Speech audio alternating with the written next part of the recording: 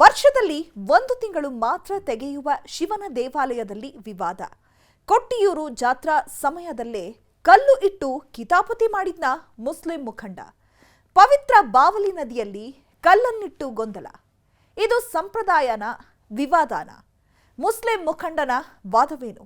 ದೇವಸ್ಥಾನದವರು ಹೇಳ್ತಾ ಇರೋದೇನು?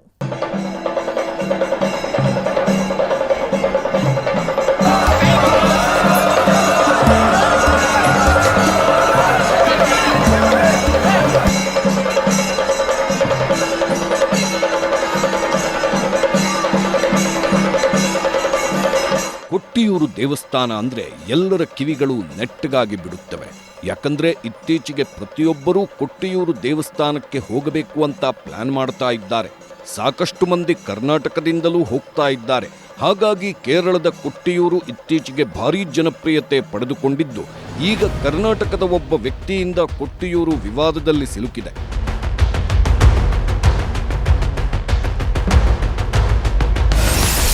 ಬಾವಲಿ ನದಿಗೆ ಕಲ್ಲಿಟ್ಟ ಕೈ ಮುಖಂಡ ಕೊಟ್ಟಿಯೂರಲ್ಲಿ ಹೊತ್ತಿಕೊಳ್ತು ಕಿಚ್ಚು.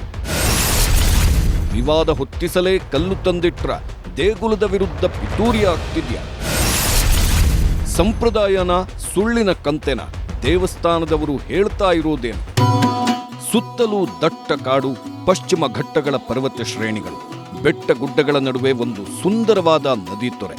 ಅಲ್ಲಿ ಸ್ವಚ್ಛವಾಗಿ ಹಾಲ್ನೊರೆಯಂತೆ ಹರಿತಾ ಇರೋ ನೀರು. ಅದರ ಮಧ್ಯದಲ್ಲಿ ಒಂದಷ್ಟು ಸಣ್ಣ ಸಣ್ಣ ಗುಡಿಸಲುಗಳು. ಯಾರೋ ಋಷಿಮುನಿಗಳು ತಪಸ್ಸು ಮಾಡುವ ಸ್ಥಳದಂತೆ ಕಾಣಿಸುವ ಜಾಗ. ಥಟ್ಟಂತ ನೋಡಿದ್ರೆ ಇದು ಯಾವುದೋ ಸಿನಿಮಾಗಾಗಿ ಹಾಕಿರೋ ಸೆಟ್ ಇರಬಹುದು ಅಂತ ಅನ್ನಿಸುತ್ತೆ. ಆದರೆ ಅದು ಒಂದು ದೇವಾಲಯ. ವರ್ಷಕ್ಕೊಮ್ಮೆ ಮಾತ್ರ ತೆಗೆಯುವ ವಿಶೇಷ ದೇವಾಲಯ.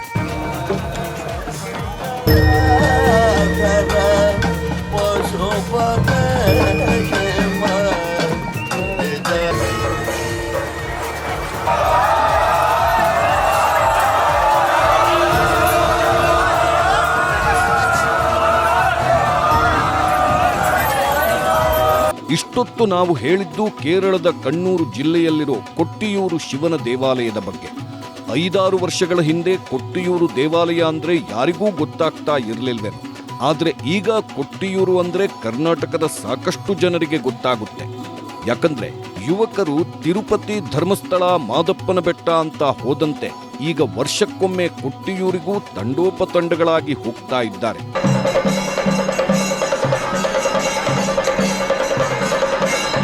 ಕೊಟ್ಟಿಯೂರಿನ ಆ ದೇವಾಲಯಕ್ಕೆ ಹೋದ್ರೆ ಕೈಲಾಸಕ್ಕೆ ಹೋದಂತೆ. ಶಿವನ ನಿಜವಾದ ಸನ್ನಿಧಾನ ಅದೇ. ಒಮ್ಮೆ ಅಲ್ಲಿಗೆ ಭೇಟಿ ಕೊಟ್ರೆ ಕಷ್ಟಗಳೆಲ್ಲವೂ ಪರಿಹಾರ ಆಗುತ್ತೆ. ಎಷ್ಟೇ ಸಮಸ್ಯೆಗಳಿದ್ರೂ ಕೆಲವೇ ದಿನಗಳಲ್ಲಿ ಬಗೆಹರಿಯುತ್ತೆ ಅನ್ನೋ ಕಥೆಗಳು ಓಡಾಡ್ತಾ ಇವೆ. ಇನ್ನೂ ಆ ಸ್ಥಳದ ಮಹತ್ವದ ಬಗ್ಗೆಯೂ ದಿನಕ್ಕೊಂದು ಕಥೆಗಳು ಹುಟ್ಕೊಳ್ತಾ ಇವೆ. ಅತಿ ವೇಗವಾಗಿ ಪ್ರಚಾರ ಪಡೆದುಕೊಂಡ ಕೊಟ್ಟಿಯೂರಿಗೆ ಈಗ ಪ್ರವಾಸಿಗರ ಸಂಖ್ಯೆಯೂ ಹೆಚ್ಚಾಗ್ತಾ ಇದೆ. ಕೇರಳದಿಂದ ಎಷ್ಟು ಜನ ಅಲ್ಲಿಗೆ ಬರ್ತಾ ಇದ್ದಾರೋ, ಕರ್ನಾಟಕದಿಂದಲೂ ಅಷ್ಟೇ ಜನ ಅಲ್ಲಿಗೆ ಭೇಟಿ ಕೊಡ್ತಾ ಇದ್ದಾರೆ.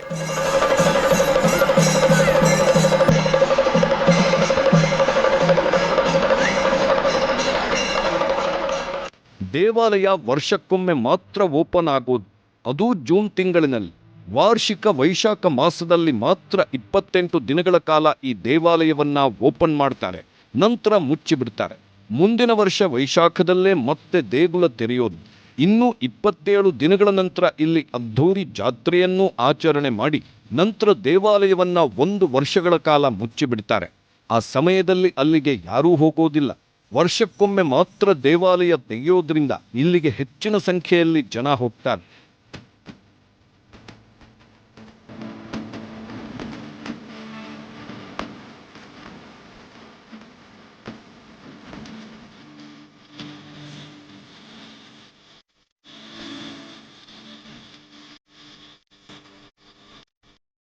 ಕಳೆದ ವರ್ಷ ನಟ ದರ್ಶನ್ ಸಹ ಈ ದೇವಾಲಯಕ್ಕೆ ಭೇಟಿ ಕೊಟ್ಟಿದ್ದು. ರೇಣುಕಾಸ್ವಾಮಿ ಕೊಲೆ ಕೇಸ್ನಲ್ಲಿ ಜೈಲು ಸೇರಿರೋ ನಟ ದರ್ಶನ್ ಕಳೆದ ವರ್ಷ ಜಾಮೀನಿನ ಮೇಲೆ ಹೊರಗಡೆ ಬಂದಿದ್ರು. ಈ ವೇಳೆ ಅವರು ಸಾಕಷ್ಟು ದೇವಸ್ಥಾನಗಳಿಗೆ ಭೇಟಿ ಕೊಟ್ಟು ದೇವರ ದರ್ಶನ ಮಾಡಿದ್ರು. ಅವರ ದೇಗುಲಗಳ ದರ್ಶನದಲ್ಲಿ ಈ ಕೊಟ್ಟಿಯೂರು ಶಿವನ ದೇವಾಲಯವೂ ಒಂದಾಗಿತ್ತು. ಅಲ್ಲಿನ ವಾತಾವರಣ, ಅಲ್ಲಿನ ವಿಶಿಷ್ಟ ಸಂಪ್ರದಾಯ ದರ್ಶನ್ ಅವರನ್ನ ಸೆಳೆದಿತ್ತು. ದರ್ಶನ್ ಈ ದೇವಾಲಯಕ್ಕೆ ಭೇಟಿ ಕೊಟ್ಟ ಆ ವಿಡಿಯೋ ವೈರಲ್ ಆದ ನಂತರ ಕರ್ನಾಟಕದಿಂದಲೂ ಈ ದೇವಾಲಯಕ್ಕೆ ಹೋಗೋರ ಸಂಖ್ಯೆ ಹೆಚ್ಚಾಯಿತು. ಈಗಲೂ ದರ್ಶನ್ ಅವರು ಬಂದಿದ್ದ ದೇವಾಲಯ ಅಂತಲೇ ಸಾಕಷ್ಟು ಜನ ಕರ್ನಾಟಕದಿಂದ ಹೋಗ್ತಾ ಇದ್ದಾರೆ. ಹೋಗಿ ವಿಡಿಯೋಗಳನ್ನ ಮಾಡ್ತಾ ಇದ್ದಾರೆ. ರೀಲ್ಸ್ ಮಾಡಿ ದೇವಾಲಯವನ್ನ ಮತ್ತಷ್ಟು ವೈರಲ್ ಮಾಡ್ತಾ ಇದ್ದಾರೆ.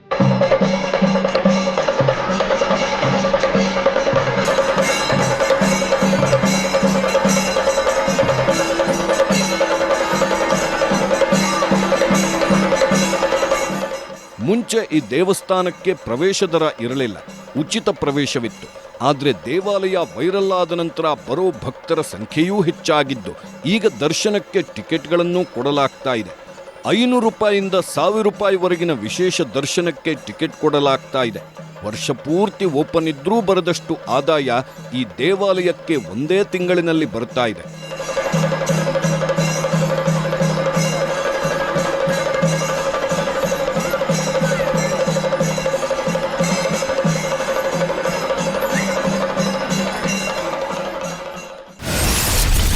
ಕೊಟ್ಟಿಯೂರಲ್ಲಿ ಕನ್ನಡಿಗರಿಗೆ ಅವಮಾನ.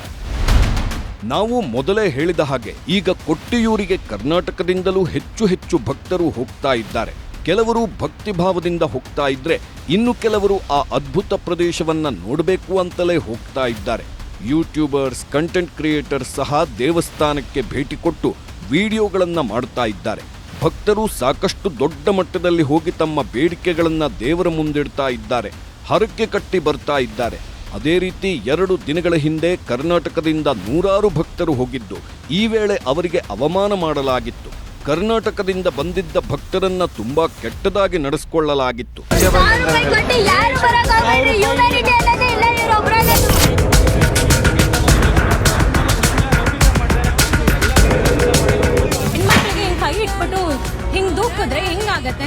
ಕರ್ನಾಟಕದವರಿಗೆ ಬಂದವರಿಗೆ ಒಂದು ಚೂರು ರೆಸ್ಪೆಕ್ಟ್ ಕೊಡಲ್ಲ, ಹೆಣ್ಮಕ್ಳಿಗಂತೂ ಗೌರವನೂ ಇಲ್ಲ.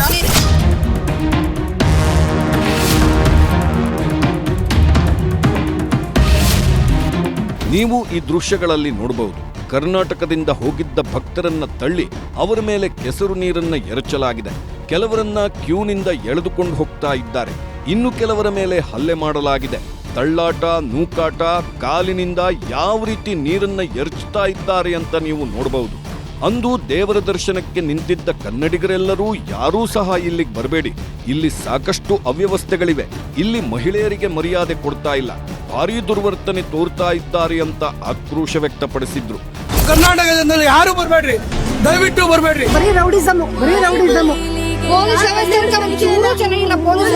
ಬಂದು ಆಚೆ ಎಕ್ಸಿಟ್ ಆಗ್ತಾ ಇದ್ರೆ ಅಷ್ಟು ಜನ ಸೇರಿ ಕಾಲಿಂದ ನೀರ್ ಎಚ್ತಾ ಇದ್ದಾರೆ.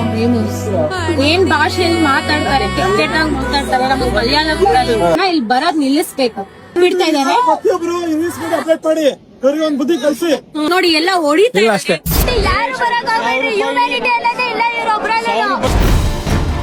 ಅಲ್ಲಿಗೆ ಸಾಕಷ್ಟು ರಾಜ್ಯಗಳಿಂದ ಸಾವಿರಾರು ಭಕ್ತರು ಹೋಗಿದ್ರು. ಯಾರಿಗೂ ತೊಂದರೆ ಕೊಡದೆ ಕನ್ನಡಿಗರನ್ನ ಮಾತ್ರ ಹುಡುಕಿ ಹಿಂಸೆ ಕೊಟ್ಟಿದ್ರಂತೆ. ದರ್ಶನಕ್ಕೆ 1000 ರೂಪಾಯಿ ಟಿಕೆಟ್ ತೆಗೆದುಕೊಂಡು ಹೋದ್ರು, ನಮ್ಮನ್ನ ಬಿಡ್ಲಿಲ್ಲ. ಹೆಣ್ಣು ಮಕ್ಕಳು ಅನ್ನೋದು ನೋಡದೆ ತುಂಬಾ ಕೆಟ್ಟದಾಗಿ ನಡೆಸ್ಕೊಂಡ್ರು ಅಂತ ಅಲ್ಲಿರೋರು ನೋವು ತೋಡಿಕೊಂಡಿದ್ರು. ಕನ್ನಡ ಮಾತಾಡೋದು ಕೇಳಿಸಿದ್ರೆ ಸಾಕು ಅಲ್ಲಿಗೆ ಬಂದು ಹಲ್ಲೆ ಮಾಡಿದ್ರು. ಇನ್ನು ಕರ್ನಾಟಕದ ರಿಜಿಸ್ಟ್ರೇಷನ್ ಇರೋ ಗಾಡಿಗಳನ್ನ ಕಂಡ್ರು ಅವರನ್ನ ನಿಲ್ಲಿಸಿ ಗಲಾಟೆ ಮಾಡಿದ್ರಂತೆ. ಕನ್ನಡಿಗರನ್ನ ಯಾಕೆ ಈ ರೀತಿ ದ್ವೇಷ ಮಾಡ್ತಾ ಇದ್ದಾರೆ ಅನ್ನೋದು ಗೊತ್ತಾಗದೆ ಅಲ್ಲಿಗೆ ಹೋಗಿದ್ದ ಭಕ್ತರು ಕಂಗಾಲಾಗಿದ್ರು. ಆದ್ರೆ ಆ ರೀತಿ ಕನ್ನಡಿಗರ ಮೇಲೆ ದೌರ್ಜನ್ಯ ಮೆರೆದಿದ್ದು ಯಾಕೆ, ಅದರ ಹಿಂದಿನ ಕಾರಣ ಏನು ಅನ್ನೋದು ಈಗ ಗೊತ್ತಾಗಿದೆ.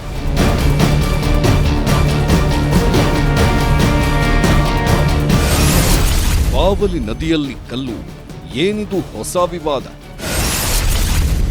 ಕಲ್ಲು ಇಟ್ಟು ಕೈನಾಯಕ ಹೇಳ್ತಾ ಇರೋದು ಏನು? ಕೊಟ್ಟಿಯೂರಲ್ಲಿ ವರ್ಷಕ್ಕೊಮ್ಮೆ ನಡೆಯುವ ಪದ್ಧತಿಯಂತೆ ಪೂಜೆಗಳು, ದೇವರ ದರ್ಶನ ನಡೆಯುತ್ತಾ ಇದೆ. ಕಣ್ಣೂರಿನಲ್ಲೇ ಈ ಸ್ಥಳ ಇರೋದ್ರಿಂದ ಕನ್ನಡಿಗರು ಹೆಚ್ಚಿನ ಸಂಖ್ಯೆಯಲ್ಲಿ ಹೋಗ್ತಾ ಇದ್ದಾರೆ. ಕಳೆದ 2-3 ವರ್ಷಗಳಿಂದಲೂ ಕನ್ನಡಿಗರು ಈ ದೇವಾಲಯಕ್ಕೆ ಹೋಗ್ತಾ ಇದ್ರು. ಆದ್ರೆ ಆಗೆಲ್ಲ ಏನೂ ಆಗಿರಲಿಲ್ಲ. ಆದ್ರೆ ಈಗ ಮಾತ್ರ ಕನ್ನಡಿಗರನ್ನ ಕಂಡ್ರೆ ಅಲ್ಲಿರೋ ದೇವಾಲಯದ ಸಿಬ್ಬಂದಿಯೇ ಮುಗಿಬೀಳ್ತಾ ಇದ್ದಾರೆ, ಆಕ್ರೋಶ ವ್ಯಕ್ತಪಡಿಸ್ತಾ ಇದ್ದಾರೆ. ಅದಕ್ಕೆಲ್ಲ ಕಾರಣ ಕರ್ನಾಟಕದ ಒಬ್ಬ ರಾಜಕಾರಣಿ ಮಾಡಿರೋ ಕೆಲಸ ಅಂತ ಹೇಳಲಾಗ್ತಾ ಇದೆ. ಎಸ್, ಕೆಲವೇ ದಿನಗಳ ಹಿಂದೆ ಅಲ್ಲಿಗೆ ಒಬ್ಬ ರಾಜಕಾರಣಿ ಹೋಗಿದ್ರು. ಅದು ಕರ್ನಾಟಕದವರು. ಕರ್ನಾಟಕ ಸರ್ಕಾರದಲ್ಲಿ ಕ್ಯಾಬಿನೆಟ್ ದರ್ಜೆಯಲ್ಲಿ ಇರುವಂಥವರು. ಅವರು ಹೋಗಿದ್ದವರು ಹೋದಂತೆ ಆ ಪ್ರದೇಶವನ್ನ ನೋಡಿಕೊಂಡು ವಾಪಸ್ ಬಂದಿದ್ರೆ ಯಾವುದೇ ತಂಟೆ ತಕರಾರು ಇರ್ತಾ ಇರಲಿಲ್ಲ.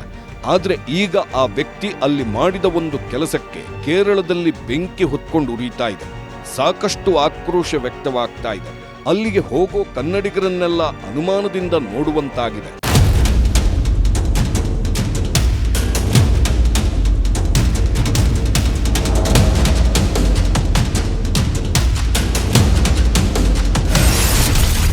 ಯಾರು ಈ ವಿವಾದ ಹುಟ್ಟುಹಾಕಿರೋ ನಾಯಕ ಅಂತ ನೋಡೋದಾದ್ರೆ ಈತ ಸುಳ್ಯ ಭಾಗದ ಕಾಂಗ್ರೆಸ್ ನಾಯಕ.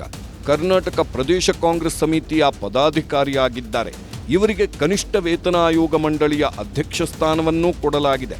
ಅಂದ್ರೆ ಶಾಹಿದ್ಗೆ ಕ್ಯಾಬಿನೆಟ್ ಸಚಿವ ದರ್ಜೆಯ ಸ್ಥಾನಮಾನವೂ ಸಿಕ್ಕಿದಂತಾಗಿದೆ.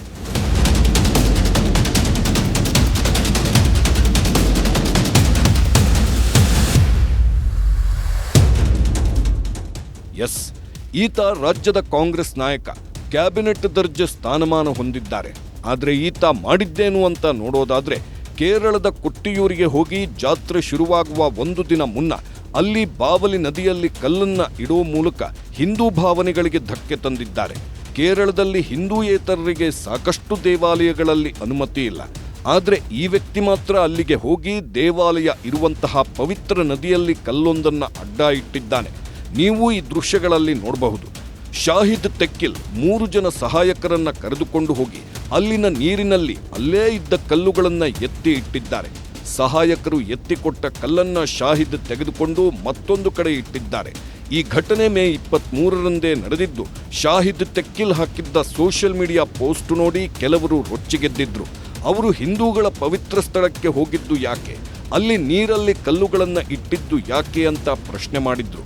ಆ ಪೋಸ್ಟ್ ವೈರಲ್ ಆಗ್ತಾ ಇದ್ದಂತೆ ಕೇರಳದಲ್ಲಿ ಭಾರೀ ವಿರೋಧ ವ್ಯಕ್ತವಾಗಿದ್ದು ಕೇರಳದ ಜನರು ಅಲ್ಲಿನ ಅಧಿಕಾರಿಗಳನ್ನ ತರಾಟೆಗೆ ತೆಗೆದುಕೊಂಡಿದ್ರು.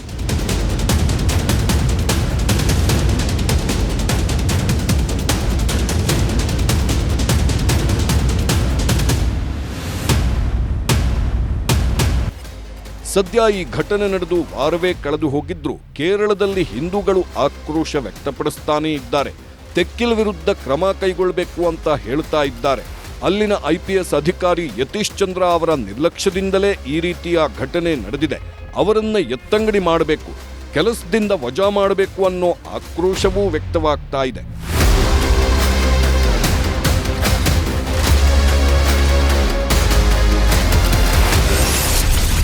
ಇಷ್ಟಕ್ಕೂ ಈ ಕಾಂಗ್ರೆಸ್ ಮುಖಂಡ ಶಾಹಿದ್ ತೆಕ್ಕಿಲ್ ಬಾವಲಿ ನದಿಯಲ್ಲಿ ಕಲ್ಲು ಇಟ್ಟಿದ್ದೇಕೆ ಅಂತ ನೋಡೋದಾದ್ರೆ ಹಿಂದಿನ ಕಾಲದಲ್ಲಿ ಮುಸ್ಲಿಮರು ನದಿಯಲ್ಲಿ ಕಲ್ಲಿಡ್ತಾ ಇದ್ರಂತೆ. ಜಾತ್ರೆ ಶುರುವಾಗುವ ಒಂದು ದಿನ ಮುನ್ನ ಕಲ್ಲಿಡುವ ಪದ್ಧತಿ ಇತ್ತಂತೆ. ಶಾಹಿದ್ ತೆಕ್ಕಿಲ್ ವಂಶಸ್ಥರೇ ಕಲ್ಲನ್ನ ಇಡೋ ಪದ್ಧತಿಯನ್ನ ಮಾಡಿಕೊಂಡು ಬರ್ತಾ ಇದ್ರು. ದಶಕಗಳ ಹಿಂದೆ ರೂಢಿಯಲ್ಲಿದ್ದ ಈ ಪದ್ಧತಿ ಸಂಪ್ರದಾಯ ಇತ್ತೀಚೆಗೆ ಸಂಪೂರ್ಣವಾಗಿ ನಿಂತಿತ್ತು. ಆದರೆ ಈಗ ಸಂಪ್ರದಾಯ ಮುಂದುವರಿಸಲು ಶಾಹಿದ್ ತೆಕ್ಕಿಲ್ ಮೊನ್ನೆ ಅಲ್ಲಿಗೆ ಹೋಗಿ ಕಲ್ಲಿಟ್ಟು ಬಂದಿದ್ದಾರೆ. ದೇವಸ್ಥಾನದ ವಿರೋಧದ ನಡುವೆಯೂ ಅವರು ಬಾವಲಿ ನದಿಗೆ ಕಲ್ಲು ಅಡ್ಡ ಇಡೋ ಪ್ರಯತ್ನ ಮಾಡಿದ್ದಾರೆ.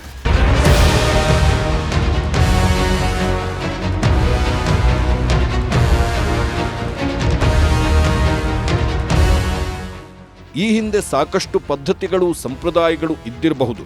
ಯಾವುದೋ ಕಾರಣಕ್ಕೆ ಮುಸ್ಲಿಂ ಮನೆತನದವರು ಬಾವಲಿ ನದಿಯಲ್ಲಿ ಕಲ್ಲುಗಳನ್ನು ಅಡ್ಡ ಇಟ್ಟಿರಬಹುದು. ಆದರೆ ಅದನ್ನೇ ಈಗ ಶಾಹಿದ್ ತೆಕ್ಕಿಲ್ ತಮ್ಮ ಪದ್ಧತಿ ಅಂತ ಹೇಳ್ತಾ ಇದ್ದಾರೆ. ಶಾಹಿದ್ ತೆಕ್ಕಿಲ್ ಮನೆತನದವರು ತಲೆತಲಾಂತರಗಳಿಂದ ಈ ಪದ್ಧತಿಯನ್ನ ಮಾಡಿಕೊಂಡು ಬರ್ತಾ ಇದ್ರಂತೆ. ಅಲ್ಲಿ ಅವರು ನದಿಗೆ ಕಲ್ಲುಗಳನ್ನು ಅಡ್ಡ ಇಟ್ಟು ನೀರನ್ನ ಬೇರೆ ಕಡೆಗೆ ತಿರುಗಿಸುವ ಪ್ರಯತ್ನ ಮಾಡಿರಬಹುದು. ನಂತರ ಅದೇ ಅವರಿಗೆ ಪದ್ಧತಿಯಾಗಿರಬಹುದು. ಆದರೆ ಕಾಲಾನಂತರ ಕಾರಣಾಂತರಗಳಿಂದ ಆ ಪದ್ಧತಿ ನಿಂತಿದೆ. ಆದರೆ ಇತ್ತೀಚೆಗೆ ಕೊಟ್ಟಿಯೂರು ಸಾಕಷ್ಟು ಹೆಸರು ಮಾಡ್ತಾ ಇರೋ ಹಿನ್ನೆಲೆಯಲ್ಲಿ ಶಾಹಿದ್ ತೆಕ್ಕಿಲ್ ಅಲ್ಲಿಗೆ ಹೋಗಿ ನಮ್ಮ ಕುಟುಂಬದ ಸಂಪ್ರದಾಯ ಅಂತ കല്ലു ഇട്ടു ಹೊಸ ವಿವಾದವನ್ನು ಸೃಷ್ಟಿ ಮಾಡಿದ್ದಾರೆ. അവർ നമ്മുടെ പുഴയിൽ പോവുകയും ആ പുഴയിൽ 2 കല്ലെടുത്ത് വെക്കുകയാണ് ചെയ്തത്. ആ 2 കല്ലെടുത്ത് വെച്ചതിൻ്റെ ഉദ്ദേശം എന്താണെന്ന് അറിയില്ല. അങ്ങനെ 3-4 പേര് വീഡിയോ അത് പകർത്തി ಸೋಷಿಯಲ್ ಮೀಡಿಯಾಗಳಿಲೂടെ ಪ್ರಚರಿಪಿಸಿ ಕಾಂಗ್ರೆಸ್ ಮುಖಂಡ ಶಾಹಿದ್ ಕೊಟ್ಟಿಯೂರಿಗೆ ಭೇಟಿ ಕೊಟ್ಟು ದೇವಸ್ಥಾನದ ಆಡಳಿತ ಮಂಡಳಿಯ ಜೊತೆಯೂ ಮಾತಾಡಿದ್ರು. ತಮ್ಮ ಸಂಪ್ರದಾಯ ಕಲ್ಲು ಇಡಬೇಕು ಅಂತೆಲ್ಲ ಕೇಳಿದ್ದಾರೆ.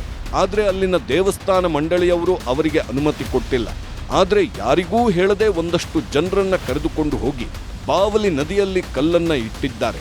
ಇದನ್ನ ಕೆಲವರು ವಿಡಿಯೋ ಮಾಡಿ ಹರಿಬಿಟ್ಟಿದ್ದು ವಿಡಿಯೋ ವೈರಲ್ ಆಗ್ತಾ ಇದ್ದಂತೆ ಹಿಂದೂಗಳು, ಹಿಂದೂ ಮುಖಂಡರು ಭಾರಿ ಆಕ್ರೋಶ ವ್ಯಕ್ತಪಡಿಸ್ತಾ ಇದ್ದಾರೆ. ಹಿಂದೂ ದೇವಾಲಯವನ್ನ ಅಪವಿತ್ರ ಮಾಡುವ ಕೆಲಸ ಮಾಡಿದ್ದಾರೆ, ಅವರಿಗೆ ಶಿಕ್ಷೆ ಆಗಬೇಕು ಅಂತ ಆಗ್ರಹಿಸಿದ್ದಾರೆ. ಅದು ವರ್ಷದಲ್ಲಿ ಒಂದು ಬಾರಿ ಓಪನ್ ಆಗುವಂತ ಒಂದು ಟೆಂಪಲ್. ಹೌದು. ಮತ್ತೆ ಹಿಂದಿನ ಕಾಲದಲ್ಲಿ ರಾಜರು ಆ ಕೂಲಿ ಹಣ ಕೊಟ್ಟು ಈ ಕೆಲಸವನ್ನ ಮಾಡಿಸ್ತಿದ್ರು. ಆದ್ರೆ ಆ ಕೂಲಿ ಮಾಡಕ್ಕೆ ಬಂದಂತಹ ವ್ಯಕ್ತಿ ಮುಸ್ಲಿಂ ಆಗಿದ್ರು ಬಿಟ್ರೆ ಅವರು ಮಾಡಿದಂತ ಕೆಲಸಕ್ಕೆ ಕೂಲಿ ತಗೊಂಡಿದ್ದಾರೆ. ಸೊ ಕೂಲಿ ತಗೊಂಡ ನಂತರ ಅದು ಯಾವುದೇ ರೀತಿಯಂತ ಆಚಾರ ವಿಚಾರಕ್ಕೆ ಅದು ಬರುದೇ ಇಲ್ಲ. ಸೊ ಅಂದ್ರೆ ಕೆಲ್ಸಗಳು ಅಂದ್ರೆ ಯಾವ ತರದ್ದು? ನದಿಯಲ್ಲಿ ಏನಾದ್ರು ಕೆಲಸ ಮಾಡಿಸ್ತಾ ಇದ್ರಾ? ಈ ಕಲ್ಲನ್ನ ಇಡಿಸ್ತಿದ್ರಾ? ಯಾವ ತರದ ಕೆಲಸ? ಅಂದ್ರೆ ಆಗಿನ ಕಾಲದಲ್ಲಿ ರಾಜರು ಈ ತರ ಮಾಡ್ತಾ ಇದ್ರು, ಪದ್ಧತಿ ಅಂತ ಅಲ್ಲ ಅದು. ಅವರು ಆ ಒಂದು ಪ್ರದೇಶಕ್ಕೆ ನೀರಿನ ವ್ಯವಸ್ಥೆಗಳಿಗೋ ಯಾವುದೋ ಒಂದು ಉದ್ದೇಶಕ್ಕೆ ರಾಜರು ಹಣ ಕೊಟ್ಟು ಮಾಡಿಸ್ತಾ ಇದ್ದದ್ದು. ಆದ್ರೆ ಇದು ಯಾವುದೇ ರೀತಿಯಿಂದ ಟೆಂಪಲ್ ಗೆ ಬರುವಂತ ಆಚಾರ ವಿಚಾರಗಳಲ್ಲ. ಆದ್ರೆ ಇವಾಗ ನಾವು ನಿನ್ನೆ ನೋಡಿದಂತ ಸುದ್ದಿನಲ್ಲಿ ಅಲ್ಲಿ ಆಚಾರ ಇದೆ, ನಾವ್ ಈ ಆಚಾರನ ಪಾಲನೆ ಮಾಡ್ತೀವಿ, ಹಿಂದಿನ ಸಂಪ್ರದಾಯನ ಮುಂದುವರಿಸ್ಕೊಂಡು ಹೋಗ್ತೀವಿ ಅಂತ ಅವ್ರು ಹೇಳ್ತಾರೆ. ದೊಡ್ಡ ತಪ್ಪು. ಬಿಕಾಸ್ ಇಲ್ದೇ ಇರೋಂತ ಆಚಾರವನ್ನ ನಾವು ಮಾಡ್ತೇವೆ ಅಂತ ಹೇಳಿ ಅಲ್ಲಿ ಗೊಂದಲಗಳನ್ನ ಸೃಷ್ಟಿ ಮಾಡ್ಲಿಕ್ಕೆ ಬೇಕಾಗಿ ನಮ್ಮ ಕರ್ನಾಟಕದ ಒಂದು ಮೈನಾರಿಟಿ ಮೋರ್ಚಾದ ಸ್ಟೇಟ್ ಪ್ರೆಸಿಡೆಂಟ್ ಕೂಡ ಇದ್ರು ಅಂತ ಹೇಳಿ ನನಗೆ ಸುದ್ದಿ ಸಿಕ್ಕಿರುವಂತದ್ದು. ಕೇರಳದಲ್ಲಿ ಇಂತ ಯಾವುದೇ ರೀತಿಯ ಗೊಂದಲಗಳನ್ನ ಸೃಷ್ಟಿ ಮಾಡ್ಲಿಕ್ಕೆ ಕರ್ನಾಟಕದವರು ಬರುದು ಬೇಡ ಅಂತ ಹೇಳಿ ನಾನು ಅವರ ಹತ್ರ ವಿನಂತಿ ಮಾಡ್ತಾ ಇದ್ದೀನಿ. ಇಲ್ದೇ ಇರೋಂತ ಆಚಾರ. ಬಿಕಾಸ್ ಇನ್ನು ನೋಡಿ ಅಯ್ಯಪ್ಪ ಕ್ಷೇತ್ರದಲ್ಲೂ ಕೂಡ ಅಲ್ಲೂ ಕೂಡ ಒಂದು ಆಚಾರವನ್ನ ತಂದಿಟ್ಟು ಅದೇ ರೀತಿ ಇಲ್ಲೂ ಕೂಡ ಒಂದು ಕಟ್ಟೆಯನ್ನ ಮಾಡ್ಬೇಕು ಅಂತ ಹೇಳುವಂತ ಪ್ರೀ ಪ್ಲಾನ್ ಆಗಿರ್ಬೋದು. ಕೊಟ್ಟಿಯೂರು ಅನ್ನೋದು ತುಂಬಾ ಪಾವಿತ್ರತೆ ಇರುವಂತಹ ಪ್ರದೇಶ. ಹಿಂದಿನ ಕಾಲದಲ್ಲಿ ರಾಜರು ಮುಸ್ಲಿಂ ಕಾರ್ಮಿಕರಿಂದ ನದಿಯಲ್ಲಿ ಕಲ್ಲುಗಳನ್ನ ಇಡಿಸಿರಬಹುದು, ಆದರೆ ಅದನ್ನೇ ಸಂಪ್ರದಾಯ ಅಂತ ಶಾಹಿದ್ ಹೇಳ್ತಾ ಇದ್ದಾರೆ. ಇದು ಸುಳ್ಳು ಮತ್ತು ತಪ್ಪು ಅಂತ ಬಿಜೆಪಿಯವರು ಹೇಳ್ತಾ ಇದ್ದಾರೆ. ಅನಗತ್ಯವಾಗಿ ಗೊಂದಲಗಳನ್ನ ಮಾಡ್ತಾ ಇದ್ದಾರೆ.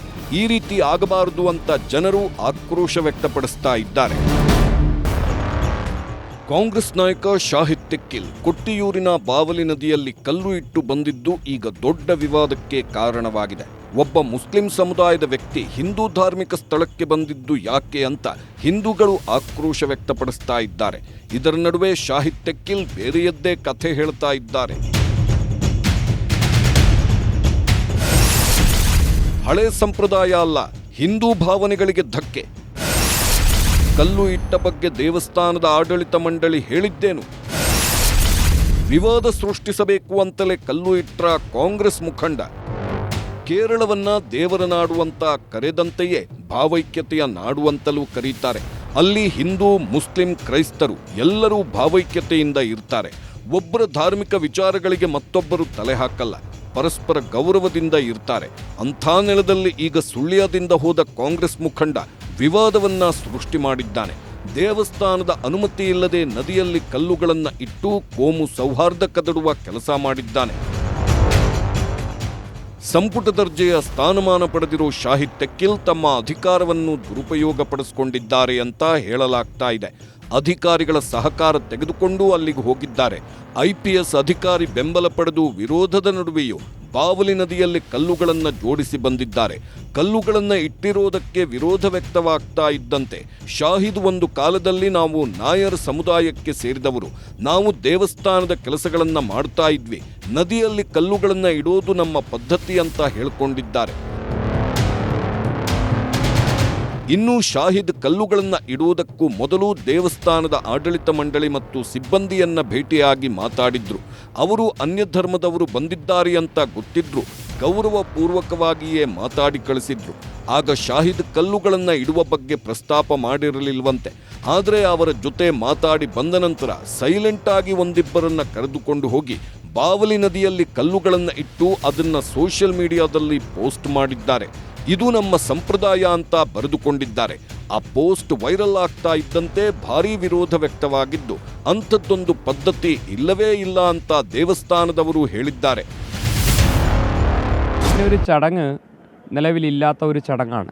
ഇങ്ങനെയൊരു മുസ്ലിം സമുദായത്തിന് കൊട്ടിയൂർ ദേവസ്വത്തിൻ്റെ യാതൊരു ചടങ്ങിലും ഒരു പ്രാധാന്യവുമില്ല എന്നുള്ളത് എല്ലാവർക്കും വ്യക്തമാണ്. അങ്ങനെയിരിക്കെ ദുരുദ്ദേശപരമായി ഈ ഒരു ഹിന്ദു ക്ഷേത്രത്തിൻ്റെ മഹിമ താഴ്ത്തുന്നതിന് വേണ്ടിയുള്ള ബോധപൂർവമായിട്ടുള്ള ഒരു ശ്രമമാണ് ഇവിടെ നടന്നിരിക്കുന്നത്. ഇതിനെതിരെ നിയമപരമായ നടപടികൾ ദേവസ്വം സ്വീകരിക്കുന്നതാണ്. അദ്ദേഹം കർണാടകയിലുള്ള ഒരു മന്ത്രി ലെവലിലുള്ള ഒരു മിനിസ്റ്റർ ലെവലിലുള്ള ഒരു അധികാരിയാണ് എന്നാണ് അവിടെ വന്നപ്പോൾ മനസ്സിലായത്. അദ്ദേഹത്തെ സ്വീകരിച്ചത് പോലീസാണ്. പോലീസിൻ്റെ അകമ്പടിയോടുകൂടിയാണ് അദ്ദേഹം വന്നത്. ദേവസ്വത്തിൻ്റെ യാതൊരു പ്രതിനിധികളും അദ്ദേഹത്തെ സ്വീകരിച്ചിട്ടില്ല. അദ്ദേഹം വന്നത് എന്തിനാണ് എന്നുള്ള കാര്യം മറച്ചു വെച്ചുകൊണ്ട് ഒരു മനഃപൂർവ്വം ഒരു ശ്രദ്ധ തിരിച്ചുകൊണ്ട് അവർ നമ്മുടെ പുഴയിൽ പോവുകയും ആ പുഴയിൽ 2 കല്ലെടുത്ത് വെക്കുകയാണ് ചെയ്തത്. ಅವರು ಯಾಕೆ ಬಂದ್ರು ಅನ್ನೋದು ನಮಗೆ ಗೊತ್ತಿಲ್ಲ. ಅವರು ದುರುದ್ದೇಶದಿಂದಲೇ 2 ಕಲ್ಲುಗಳನ್ನು ಇಟ್ಟಿದ್ದಾರೆ. ಆ ರೀತಿ ಯಾವುದೇ ಸಂಪ್ರದಾಯ ಈಗ ಜಾರಿಯಲ್ಲಿಲ್ಲ. ಅವರು ಇಲ್ಲಿನ ಪೊಲೀಸ್ ಸಿಬ್ಬಂದಿಯ ಸಹಾಯ ತೆಗೆದುಕೊಂಡು ಬಂದು ಈ ರೀತಿಯ ದುಷ್ಕೃತ್ಯ ಎಸಗಿದ್ದು ಅವರ ವಿರುದ್ಧ ದೇವಸ್ಥಾನದ ಆಡಳಿತ ಮಂಡಳಿ ಕ್ರಮ ಕೈಗೊಳ್ಳಲಿದೆ ಅಂತ ಹೇಳಿದ್ದಾರೆ. ಅಲ್ಲದೆ ಅವರು ಇಲ್ಲಿಗೆ ಬಂದ ಉದ್ದೇಶ ಮರೆಮಾಚಿ ಈ ಕೆಲಸ ಮಾಡಿದ್ದಾರೆ ಅಂತ ದೇವಾಲಯದ ಸಿಬ್ಬಂದಿ ಆಕ್ರೋಶ ವ್ಯಕ್ತಪಡಿಸಿದ್ರು. ಸದ್ಯ ಶಾಹಿದ್ ಅವರ ಸೋಷಿಯಲ್ ಮೀಡಿಯಾ ಪೋಸ್ಟ್ ವೈರಲ್ ಆಗ್ತಾ ಇದ್ದಂತೆ ಅದಕ್ಕೆ ಕೆಲವರು ವಿರೋಧ ವ್ಯಕ್ತಪಡಿಸಿದ್ರೆ ಇನ್ನು ಕೆಲವರು ಬೆಂಬಲ ಸೂಚಿಸ್ತಾ ಇದ್ದಾರಂತೆ. ಶಬರಿಮಲೆಯ ವಾವರಸ್ವಾಮಿಯ ರೀತಿ ಕೊಟ್ಟಿಯೂರಿನಲ್ಲೂ ಮುಸ್ಲಿಮರು ಕಲ್ಲು ಇಡುವ ಸಂಪ್ರದಾಯ ಇರಬಹುದು ಅಂತ ಎರಡನ್ನೂ ಹೋಲಿಕೆ ಮಾಡಲು ಮುಂದಾಗಿದ್ದಾರೆ. ಆದರೆ ಆ ರೀತಿ ಯಾವುದೇ ಸಂಪ್ರದಾಯ ಇಲ್ಲಿ ಇಲ್ಲ, ಈ ಹಿಂದೆಯೂ ಇರಲಿಲ್ಲ ಅಂತ ದೇವಸ್ಥಾನ ಸ್ಪಷ್ಟಪಡಿಸಿದೆ. ഇത് ചടങ്ങാണ് എന്നും മുസ്ലിം സമുദായത്തിന് ശബരിമലയിലെ വാവര് പള്ളിയുള്ളതുപോലെ കൊട്ടിയൂർ അമ്പലത്തിൽ വാവലിക്കെട്ട് ചടങ്ങുണ്ട് എന്ന് ഉള്ള രീതിയിലുള്ള വ്യാഖ്യാനം വരുത്തുന്നതിന് വേണ്ടിയിട്ടുള്ള ബോധപൂർവമായ ശ്രമമാണ് ഇവിടെ നടന്നുകൊണ്ടിരിക്കുന്നത്. ഇത് ഒരു കാരണവശാലും ദേവസ്വത്തിന് അംഗീകരിക്കാൻ വേണ്ടി പറ്റുന്നതല്ല. ഇത് ദേവസ്വത്തിൻ്റെ നിലപാടല്ല. ഇതിനു വേണ്ടി കമ്മ്യൂണലായിട്ടുള്ള ഒരു വലിയൊരു പ്രശ്നം ഉണ്ടാക്കി തീർക്കാൻ വേണ്ടിയിട്ടുള്ള ഒരു ബോധപൂർവമായ ശ്രമം നടത്തിയത്. ಸದ್ಯ ಈ ಘಟನೆ ಕೇರಳದಲ್ಲಿ ಕೋಮು ಸೌಹಾರ್ದತೆಗೆ ಧಕ್ಕೆ ತಂದಿದ್ದು ಶಾಹಿದ್ ಮಾಡಿದ ಕೆಲಸಕ್ಕೆ ಅಲ್ಲಿನ ಮುಸ್ಲಿಮರು ಬೇಸರ ವ್ಯಕ್ತಪಡಿಸ್ತಾ ಇದ್ದಾರೆ. ಇಂಥದ್ದೊಂದು ಕೆಲಸ ಮಾಡುವ ಅಗತ್ಯ ಇಲ್ಲ ಅಂತ ಹೇಳಿದ್ದಾರೆ.